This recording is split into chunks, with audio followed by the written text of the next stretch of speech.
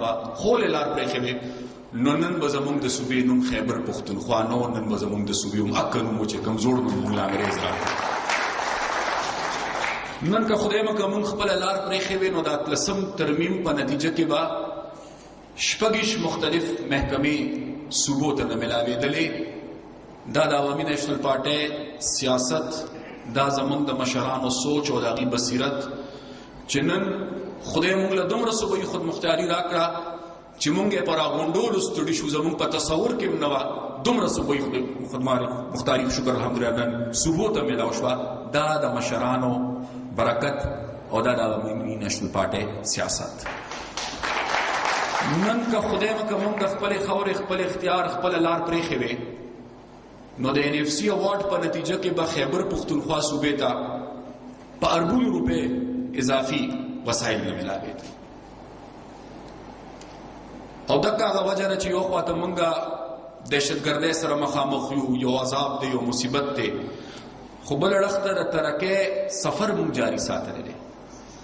دا هم د اسفندیار خان په قیادت کې ستاسو دعاګانې او زه ډېر په فخر دا خبره کوم چې یو خواته مونږه حالت جنگ کیو یو خواته یو قیمت ټولو ملګرو ادا کو یو قیمت لګیا وي مونږ ادا کوو خو د 2009-10 یعنی د 13 کال ترقیاتی پروګرام چې کوم او سکال چې کوم ترقیاتی پروګرام دی د 2010-11 دا د 13 کال د ترقیاتی پروګرام نه 90% سیوا دی او دا د صوبې په تاریخ کې لومړنی ځل دی چې دومره لوی اضافه شوې نور کله چې به داسې غونډې کېدې او داسې موقع به جوړېدې ستاسو به یادي نو ټولو به مونږ یو عهد کو یو وعده به مونږ کوله خپلو مشرانو سره خدای خدمتګارو سره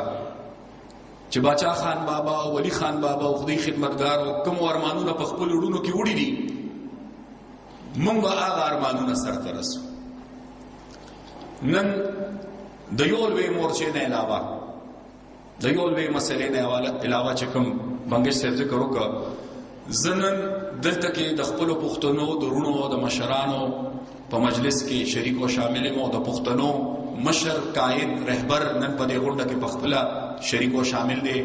نن زه خپل رهبر له مبارکي ورکوم چې زما رهبره زما مشره مبارک شه که بلې ډلې خپل سیاست ګټلی دی او که نه ګټلی خو ستا په مشرۍ کې سرې جنډې په 3 کاله کې خپل سیاست ګټلی دی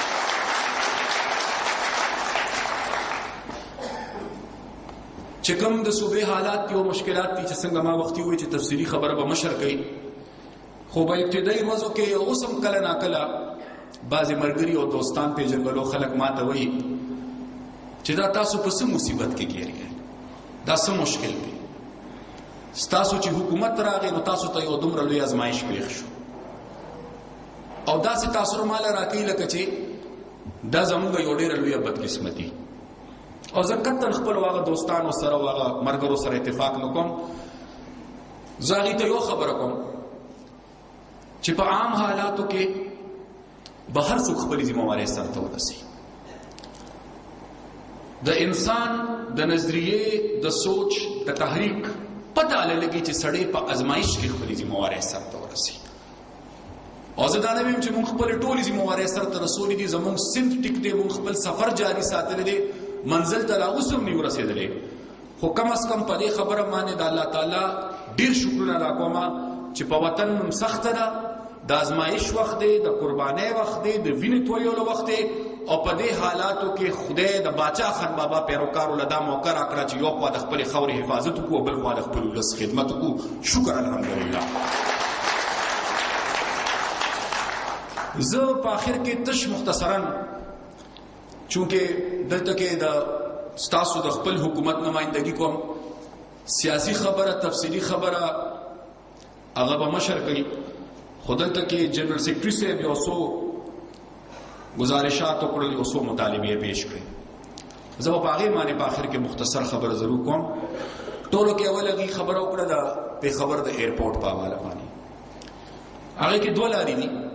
د پیښور ایرپورټ د بهترۍ لپاره یو دا چې موجوده ایرپورټ لوی کړی شي په هغې کې د سیول ایویشن اتھارټي او د آرمي ترمنځ یو مشکل پیښ دی ځکه تاسو خو له خیر ډېر ترې راغلی په دغه ایرپورټ د هغې د ایکسپانشن او د لوېدو بله لار نشته. ماسې باید د دې نه چې کوم کورونه ورته مخامخ دي چې تاسو څنګه مین روډ ته راوځئ هغه کورونه هغه ځمکه به په دې کې شاملېږي او په دغه باندې هم د هغې مذاکرات روان دي او خدای دې کړي چې ډېر زر هغه موقع راشي چې یا هلته دا خوشخبري زه تاسو له درکړم او یا زه بیا راشم او دلته دا خوشخبري دوباره درکړم. خو پېښور ایرپورټ چې څومره ټرافیک دی د هغې په نسبت د دې ډیولپمنټ لازم دی او دا منظور شوی پروګرام دی د سیویل ایویشن اتارټي خو تش د دغه یو رکاوټ په وجه دې کې ایثارتیا راغلی ده. خو څو پورې چې د دې د نوم تعلق دی د باچا خان بابا نوم د دې محتاج نه دی چې د هغه نوم د ښکاره شي په پېښور ایرپورټ ځکه چې د باچا خان بابا شخصیت د هغه کردار د هغه جدوجهد هغه د سلو ایرپورټونو نه لوی دی. خو زه به دومره ووایم چې پېښور ایرپورټ البته د دې ضرور محتاج دی چې د باچا خان بابا نوم لیکل ښکاره شي.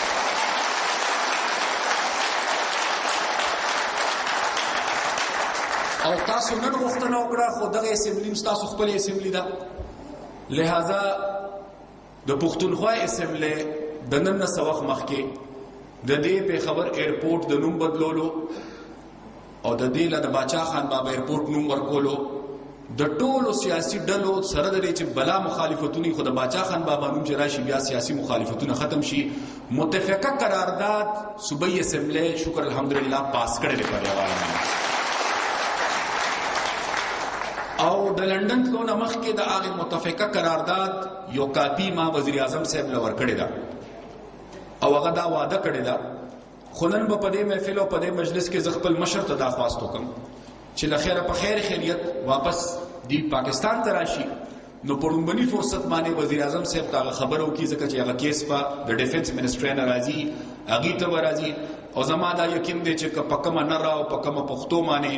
زموږ پارټۍ د مشر په قیادت کې خپله ملګرتیا سرته رسولې ده زما په خیال په ټول پاکستان کې به د پیپل پارټۍ داسې ملګري دي لکه موږ چې کوم یو موږ سره څنګه سخته کې پاتې شو نو دغه ستاسو مرمان دی او زما مرمان دی او ډېره حده پورې هغه لار ورته اسانه شوې ده.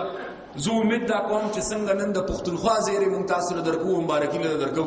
دا روز به خدای زر راولي چې تاسو بیا راځي پېښور ایرپورټ ته نو پېښور ایرپورټ نی هغه باچا خان انټرنیشنل ایرپورټ ان شاء الله کوي. بیا دلته کې د ځنګلاتو ذکر وشو د ځنګلاتو په حواله باندې اوس زموږ مایدې وشوې د اربونو روپۍ په قیمت موږ خپل پروګرامونه لانچ کړل. زه تفصیلات بیانول نه غواړم چې د کټایسو پورې تعلق دی دا یقین ساتئ چې کتن په زما خپل رور وي خو چې د ځنګل په نوم دی هغه پروګرام د باچا خان بابا په نوم باندې په خیبر پښتونخوا اوس چې زه راتلم ما بس د هغې منظوري ورکړه د روزګار لپاره ځکه چې سرکار سره دومره روزګار نه چې هر چاته میلاو شي. یو روزګار سکیم چې د 100,000 نه والا تر د 1 لک پورې به قرضه میلاویږي د سود نه بالکل پاکه قرضه به میلاویږي د سیاسي مداخلت نه به بالکل پاکه قرضه میلاویږي. په دې کال کې بوله 1 ارب روپۍ ورکړي دي ان شاء الله را روان کال کې به بوله 2 ارب روپۍ ورکوم په 3 کال چې کوم دی په هغې کې بوله 3 ارب روپۍ ورکوم او دا خپل روزګار سکیم هم باچا خان خپل روزګار سکیم دی وخت کې موږ شروع کړ په خیبر پښتونخوا کې. او نه صرف دا میډیکل کالج د باچا خان بابا په نوم جوړې شوې سړکونو اوس که خیري ثوابې ما سره ملګري دلته یو خپل نن تعارف وکړو چې زه د ثوابې یم د ثوابې بایپاس په انشاءالله اوس شروع کېږي او هغه یو لوی عظیمه منصوبه د هغه د باچا خان بابا په نوم باندې ده ځکه چې دلته مطالبه دا وشوه چې د خپلو مشرانو په نوم د خدای خدمتګارو په نوم د شهیدانو په نوم او دغه شانتې له خیره ولی خان بابا په نوم یونیورسټۍ شروع شوي دي. چترال غونډې ځای ته موږ رسېدلي او په چترال کې د هغې خلکو د ټرن نه پس د ټولو نه لویه مطالبه چې کومه وه هغه د یو بایپاس وه د چترال دې وخت کې په هغې باندې د کار آغاز شوی دی او هغه بایپاس د ولی خان بابا په نوم باندې دی هغې له موږ د ولی خان بابا نوم او اوس به انشاءالله د هنر په حواله باندې د سلونو په تعداد کې د پښتونخوا ځوانانو له په ښه ادارو کې موږ ټیکنیکل ټریننګ ورکو او دغه شانتي خپل مستقبل جوړولو لپاره پړونګنی ځلمانه به د پښتونخوا د صوبې نه مکمل په سکالرشپ 50 کسان موږ د دنیا د خنخ یونیورسيټو ته لیږو د پی ایچ ډي د اعلی تعلیم لپاره چې د پښتون مستقبل په روښانه شي. دومره خبرې دي چې هغه زه ټول بیانوم، وخت هغې اجازت نه راکوي. البته د دې ځای د ملګرو د مشکلاتو ذکر وشو او د دې ځای د ملګرو مشکلات یقیني خبره ده چې د دې ځای به دومره نه چې څومره مشکلات او غوښتنې چې کوم دي هغه د وطن سره تعلق لري. زما په خیال د دې رابطې لپاره چې کوم د ټولو نه بهترین زمونږ پول دی ترمنځ هغه هم زمونږ محترم صدر صاحب دی او زه په دې هم ډېر خوشحاله یم. پارټۍ یو ډېره غوره او بهتره فیصله کړې ده ځکه چې یو د هغه خپل ذات د هغه کردار د هغه جدوجهد د هغه ستړی او بل ستاسو دا دومره خواري چې په پردي وطن کې ناست رزق حلال ځان لګټئ د خپل وطن نمائندګي دلته کوي خو د پاکستان په لویو ایوانونو کې ستاسو نمائندګي نه وه. شکر الحمدلله چې نن د یوې پښتنو اواز خلک د پاکستان د ټولو نه لویې ادارې په سینټ کې اوري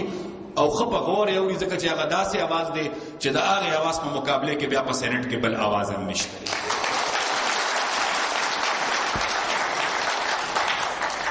زه په آخر کې به تش دومره ګزارش وکړم چې کومه مرحله مونږ ته پاتې ده دې وخت کې ملګرو مشرانو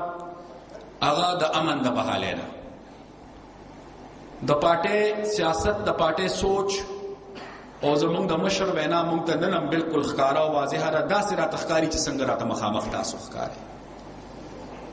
د دې دومره هر څه باوجود چې په مشر باندې خودکش حملې وشوې زمونږ ممبران شهیدان کړي شو زمونږ د ملګرو بچي شهیدان کړي شو په زنانو باندې هم حملې وشوې په سلګونو تعداد کې چې کوم دی د دې تحریک د سرې جنډې ملګري چې کوم دي هغه شهیدان شول. خو بیا موږ ته خپل مشر یو حکم دی چې هر هغه کس چې هغه د تشدد لار پرېږدي هر هغه کس چې هغه اسلک دي هر هغه کس چې هغه د آئین او د قانون حکمرانی مني هر هغه کس چې هغه پرم نه ژوند تېروي واپس معاشرې ته راتلل غواړي موږ ته حکم دا دی چې پښتون دی ستاسو ورور دی خپل اختلافات به ختموئ غاړه به وله ورکوئ او په یو لار به روانېږئ. خو هر هغه کس چې هغه د تشدد په لار روان دی چې زما جنازه ته محفوظ نه ده زما جومات ته محفوظ نه دی زما بازارونه ته محفوظ نه دي زما تورسره ته محفوظ نه دي زما مشران بې عزته کوي زما بچي حلالوي زما مستقبل تباه کوي د دې خطې امن تباه کوي بیا دغه قسمه خلکو دپاره یو پیغام دی که هر قسمه او هر عمره لویه قرباني پکې راځي دا د پارټۍ حکم دی د ځان دپاره اعزاز ګڼو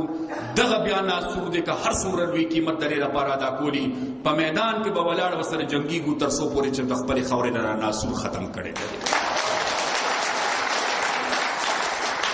زه په آخر کې یو ځل بیا د ټولو ملګرو د مشرانو خپلو ډېره شکریه ادا کوم ډېر مشکور یم ستاسو د دې اعزاز دپاره ډېره مننه ډېره مهرباني د ټولو منتظمینو د تنظیمي عهدهدارو د بنګش صاحب ډېر مشکور یم چې نن یې موږ له دا موقع راکړه او نور ستاسو او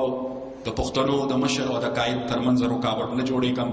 ډېره مننه ډېره مهرباني خدایم خوشحاله او آباد لره.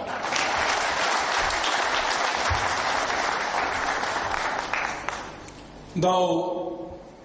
د صوبه خیبر پښتونخوا مشر وزیر امیر حیدر خان موتی صاحب چې تاسو ته خپلې خبرې وکړې د دې نه پس زه د میډیا چې کوم ملګري دي د پرنټ میډیا الکترونیک میډیا د شمشاد